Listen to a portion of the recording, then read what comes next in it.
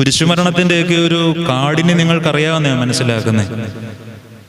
തെറ്റ് ചെയ്തവന്റെ മൃതശരീരം പോലും ഭൂമി കടക്കരുതെന്നുള്ള വിശ്വാസത്തിൽ ഉണ്ടായി വന്നതാണ് ഈ കുരിശുമരം.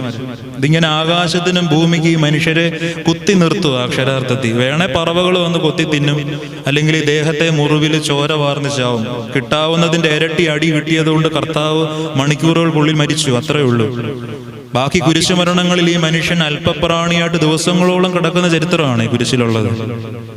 അത്രത്തോളം വേദനപ്പെട്ടൊരു മരണം വരുന്നു എന്നറിയുമ്പം യേശു ശരിക്കും എങ്ങോട്ടായിരുന്നു പോകണ്ടേ? നസറേത്തിലെ വീട്ടിൽ ഒരു അമ്മയുണ്ട്, ഇല്ലേ? വിധവയായ ഒരു പാവപ്പെട്ട അമ്മ നസറേത്തിലെ വീട്ടിലുണ്ട്. 2 ദിവസം കഴിഞ്ഞ് മരിക്കുന്നു എന്നറിയുമ്പോൾ തീർച്ചയായിട്ടും അമ്മയുടെ അടുത്ത് വേണ്ടേ പോവാൻ, അല്ല ഇഷ്ടമുള്ളവരുടെ അടുക്ക് വേണ്ടേ പോവാൻ. എന്നിട്ടും യേശു എന്തിനാണ് ഈ ഒരു വിരുന്നുണ്ണാൻ ചെല്ലുന്നത് കുഷ്ഠരോഗിയുടെ വീട്ടിൽ?